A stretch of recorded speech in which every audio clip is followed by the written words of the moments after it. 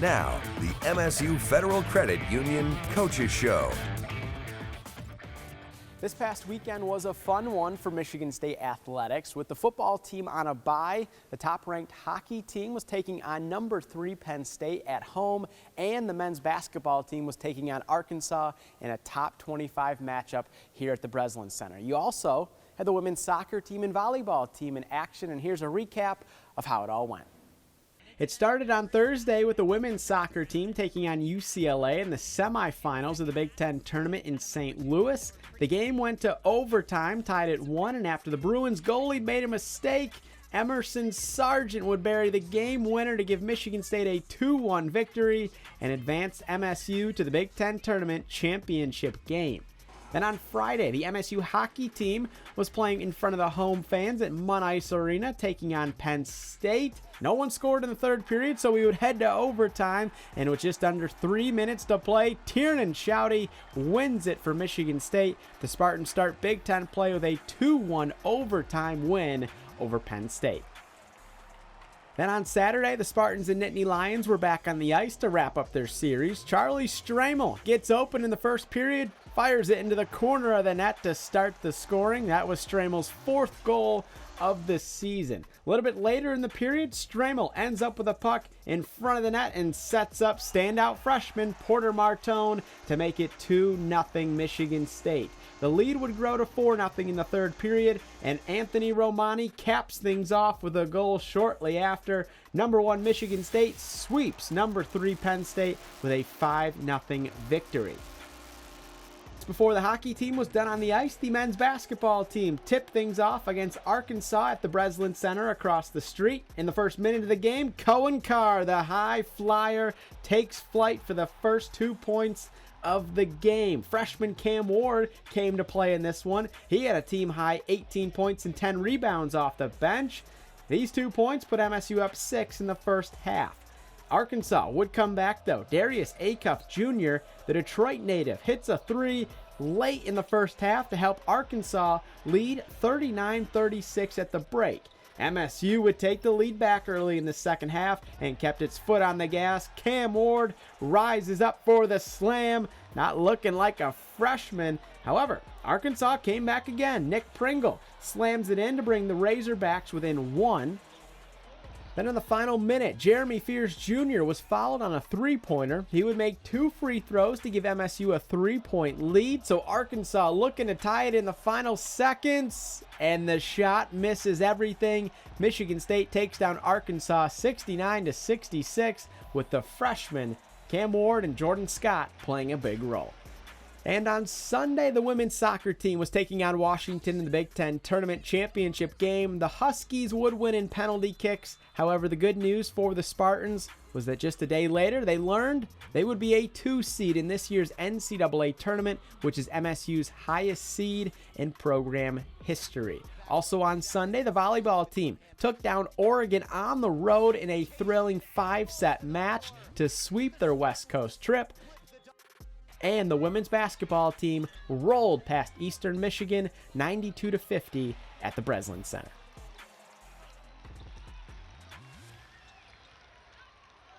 The win over Arkansas was the first of a few early season tests in non-conference play for the men's basketball team. And coming up after the break, we'll sit down with the man himself, Tom Izzo, to see what he's liking about his team in the early portion of the season and how he's feeling in year 31 leading the program. We'll see you soon. When you're shopping, do you get cash back with cash? Nope. What about when you use a debit card? Not a chance. But when you use MSU FCU's Cashback Plus? Heck yeah. Get up to 20% cash back on your purchases with Cashback Plus. Dining out? Cash back.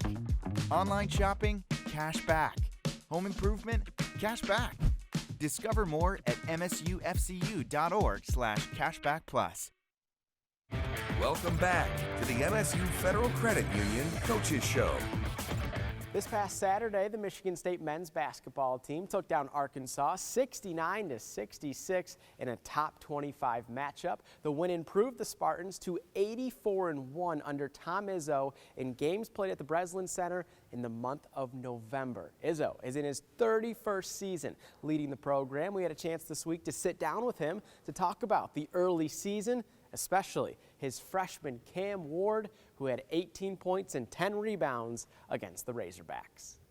We'll start with Saturday, the win over Arkansas. Listening to the broadcast, there was a moment where you did your signature, your fist bump, and Bill Raftery goes, he looks like he's 30 years old or feels like he's 30 years old. How are you feeling entering year 31 here? You know, I do feel great. I mean, I'm trying to work out a little more, feel a little better. Got a little bit of the stress of the committees off my shoulders, and you know, but it's one game. It was a big game for us because I think it would have been different if we won it by shooting 60% from the field and 45% from the three, and we didn't do it that way. So we did it the way that should be able to move forward on. But we have so many things to get better at. It was just what I was happiest about is we had an unbelievable crowd. I mean, I think it was Morris Peterson was sitting behind us. He said it reminded him back of the days, you know, not that it's always good, but it was kind of an elite level. And I think it was good for our fans to get a big time non-conference game in here, good for our players, and now we gotta see if we can build on it and not relax on it. Yeah, John Calipari said after the game that he's never been here before, and that was something unique to him. What does that mean when you hear someone compliment this area, and especially the Breslin Center? Well, I was appreciative of John saying that. He said it to me on the floor. I mean, he's been at Kentucky, you know, and Arkansas is no slouch as far as fan base. So that said a lot. I think it says more for our fans and our students than it does for me, but it was awesome to hear. The game itself with Cam Ward having 18 points, 10 rebounds, leading the team. He obviously is a scorer going back to his high school days in Maryland. But what did you expect coming in, especially 2 games into his freshman season with him? You know, we were really looking at the physical nature of our team because we didn't think we played very physical at UConn and not very good against Cornell. And that was one of the points of emphasis, and he's kind of my Antonio Smith, Andre Hudson, Alan Agagne, Tillman. You know, he's those guys that aren't afraid of physical games, and but except he's a better athlete and a better scorer than most of those guys. So it was really I didn't expect that, but it was really good to see. The winning pedigree, too, that he has in high school. Do you look for that in guys when recruiting? 100%, you know. It's like some of the guys we're getting now, they've won 2 and 3 championships, and he's won 4. And I think there is a point to that winning is still important in a day and age where it doesn't seem to be as important as it should be. With Jordan Scott, too, obviously another freshman, what have you liked about the way he's been coming along in the offseason now, early in the season? Well, we were a little surprised, you know. We loved Jordan as a player, but we did not think he'd play as hard and good defensively as he's been playing rebounding. We thought he was, you know, needed to put on some weight, which he did. We thought he'd have to learn how to play more physical, and we were a little wrong on that. He does play awfully hard. And, you know, how much those two can sustain what they did. I mean, we still need, you know, Jeremy to be Jeremy. Cohen was a lot more aggressive, you know, Coop and Jax. And then, you know, there's hunting for our 2 guard, you know. And Kerr, you know, is still the best shooter on the team. We just got to get him more comfortable. And with the other 2 transfers, we got to find a combination there that works. How do you get a guy comfortable shooting early in the season? I don't know, you know, I mean, everybody says, you know, it's on confidence. Well, of course it's on confidence, but confidence is not usually given. Confidence is usually earned, and I got to admit, Kerr shoots the ball every day. He worked on it all summer long. But people go into where they aren't shooting it quite as well. He didn't get many reps either, you know, in both games. He hasn't gotten a lot of shots in games. And his defense has to improve to get enough time in there. So that's what we're working on now. And it's so early in the season. There's so many big games. We just have to make sure now a big win against Arkansas, Kentucky lurking down the road. You know, we're going to have to play better offensively to be moving forward. A lot of times I think throughout over the last few years, the Champions Classic is like that test right away, but you kind of have had that already. Do you think Arkansas can help set you up now for this year's Champions Classic? You know what I thought helped us as much as anything was going and getting our brains beat in by UConn. Very physical team and a very good team. And I think that helped us against Arkansas some, plus going on the road, playing in a hostile environment. So that was good. Then, of course, this game was good. It shows us we can do some things that we weren't sure we could do. We got better defensively. We got better rebounding the ball. But we got so much work to do. So I don't want fans to, you know, think we've arrived, because we're a long ways from arriving. But I do think we took some significant steps, and that's kind of what you hope happens in the non-conference. MSU's next game will be against Kentucky in the Champions Classic on Tuesday. That game will be played at Madison Square Garden in New York. And while Izzo knows that is a big game, he also knows the football team has a big game this Saturday against Penn State. When we come back, we'll continue our chat with the Hall of Famer to talk about the current state of the athletic department here at Michigan State, especially the football program.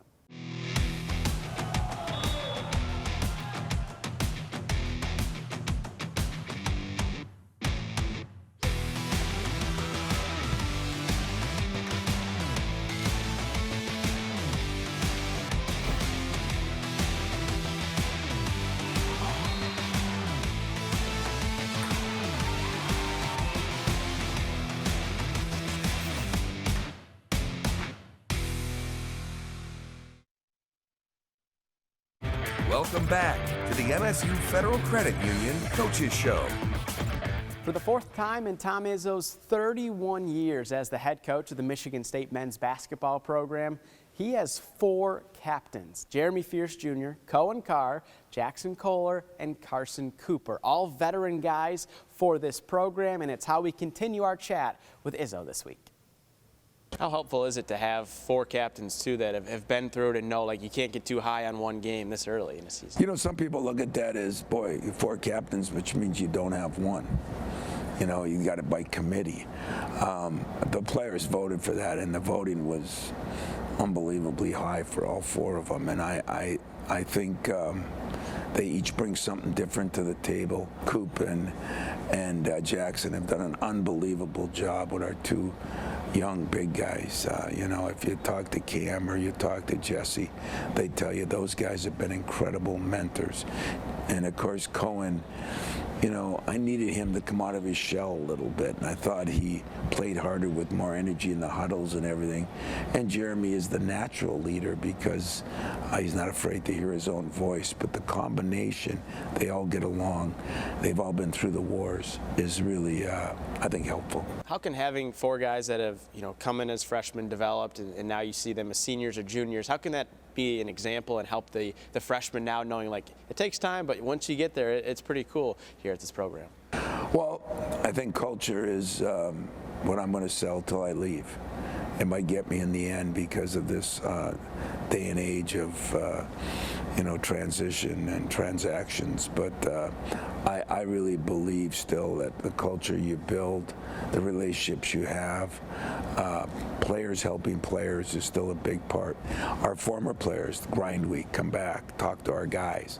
Our current players that have been through the wars and know what it's like. That is very, very important. Now, you know, I think John even mentioned that to me, you know, a little bit with his guys. So it's really important, and some people are going to win without it. But I think to be consistently good, you still need some continuity in your program. Having that type of culture, that's got to be one of the best compliments you typically get from other coaches, right? It really is, and a lot of coaches text me after the game, and I just think people appreciate that we're not old school in it. It's just kind of the right way to do things. I mean, I wouldn't want to send my kids somewhere where nobody was. I mean, we have more than a few teams in our league that have 10 new guys, 11 new guys. You need somebody to show you around, and even when I got this job, I hadn't been a head coach before, but I'd been in this program, the culture, and I'd been around it, and I knew the players and the recruiting area and all the things that matter, so I don't know, culture to me is a lot.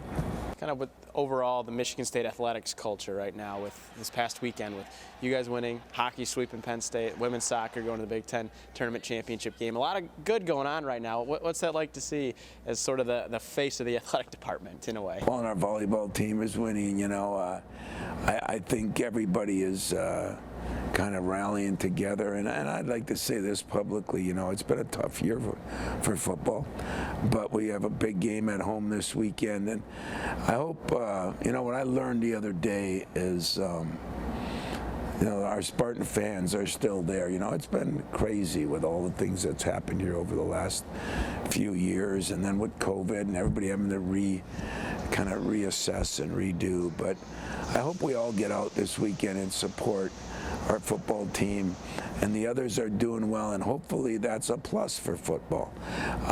I did go over to the hockey game on Friday night and saw half of it, and the energy in that place and the job Adam's done is incredible. I did watch our soccer game. I watched the second half and of course the 2 overtimes, and it was really proud of Jeff and the women and what they did. Our women's team is scoring more points than Carter got liver pills, and so hats off to Robin and their team. I think when everybody does well, it's better for us.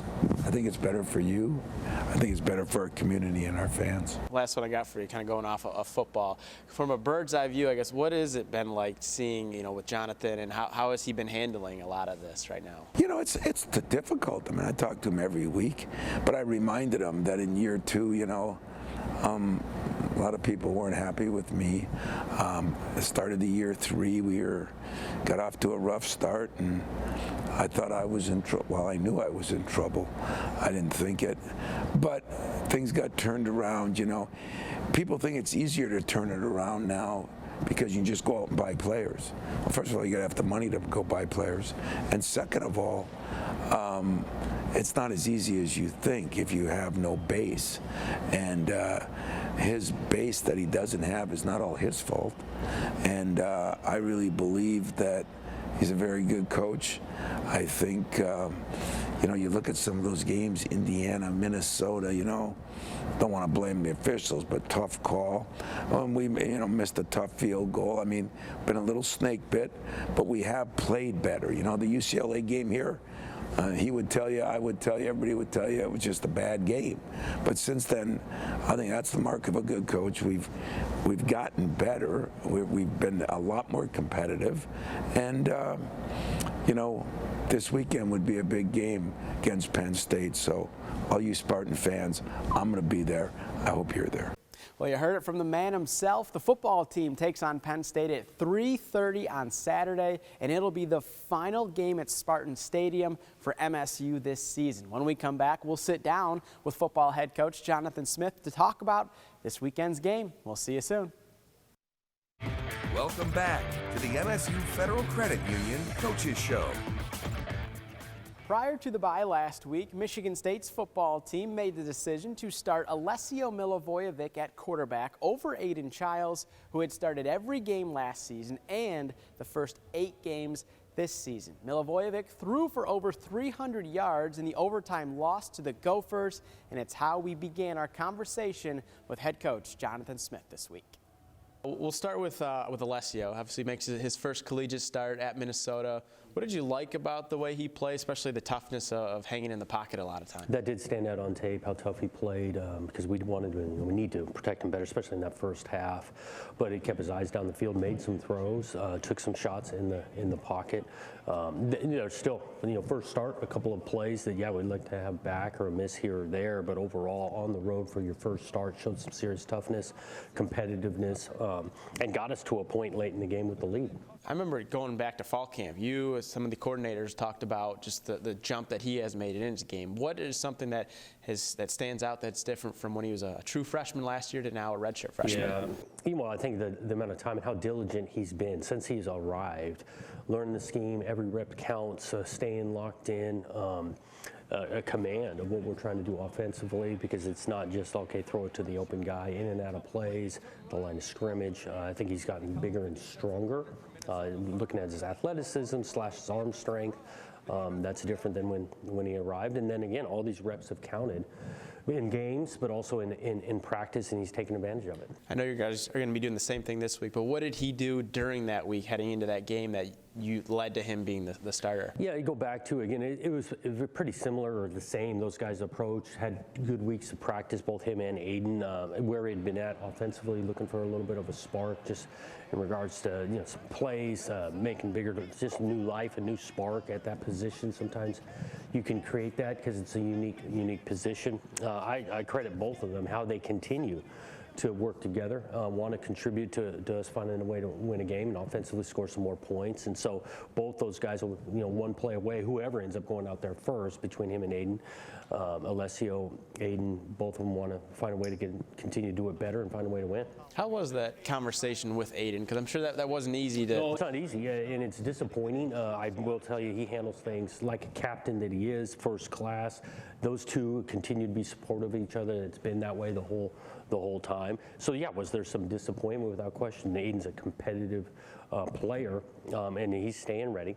With the way the team lost to that game, heading into the bye, I guess, where have you seen the team in terms of mentally focused to now get ready for a final home game at Spartan Stadium? Yeah, I give them credit, because that was disappointing. I mean, that game, it comes down to the wire, difficult way to finish in overtime.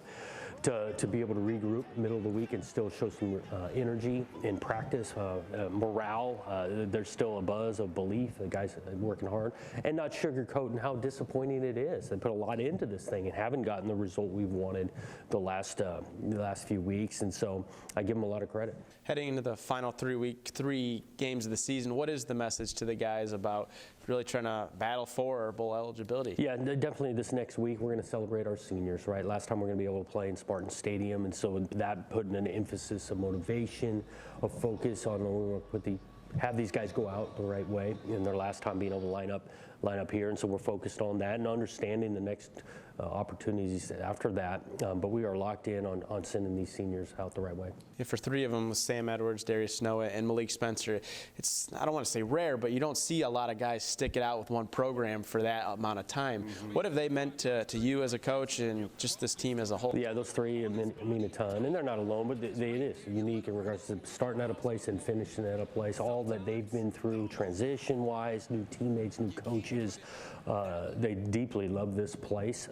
And they've represented us in such a great way, on the field, off the field, all 3 of those games, and that's why I go back to the motivation and sending them out on the right note. Seems like a lot of times when you're doing the Spartan Walk, Sam Edwards is right up there with you. What has he what has he done to help maybe you just kind of get through these tough times? I've leaned on him in a lot of ways, back to his history of this place, knowing it.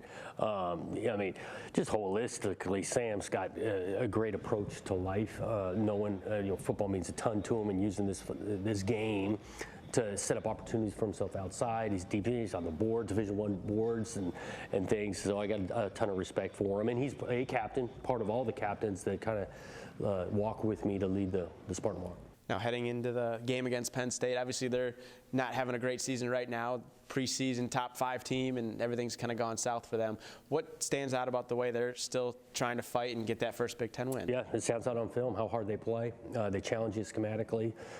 They've got good talent, and they're playing really, really hard. You look at, they've had some setbacks just like us. Well, these are one score. Could have gone either way a lot of these games. And so got a lot of respect for them and how they continue to approach it. Looking even at this last one, Indiana, one of the best teams in the country, they're down to just a few seconds away of beating those guys. Another rivalry game with the trophy on the line. Do you explain much about the land grant trophy? Land grant, yeah, we will, especially early in the week, just to make sure guys are educated, understanding that this is cool. Both universities being land grant institutions, 2 that have been around close to the longest of anybody. We'll definitely talk about it leading in the week. What do you think of the trophy?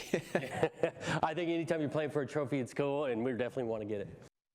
Michigan State and Penn State have been playing for the land grant trophy since 1993, and Saturday, Michigan State will be looking for its first win in the series since 2021. After this weekend's game, Michigan State will then play at Iowa and wrap up the regular season against Maryland at Ford Field in Detroit. That'll be it for this week's show. As always, we hope you enjoyed, and we'll catch you next week.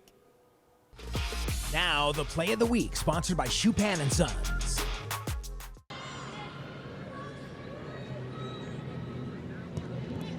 Oh, it's a big mistake, and Emerson Sargent capitalizes. Sargent with the brace, and Michigan State is heading to the championship game Monday. When you're shopping, do you get cash back with cash? Nope, What about when you use a debit card? not a chance. But when you use MSU FCU's Cashback Plus? Heck yeah. Get up to 20% cash back on your purchases with Cashback Plus. Dining out? Cash back. Online shopping? Cash back. Home improvement? Cash back. Discover more at msufcu.org/cashbackplus.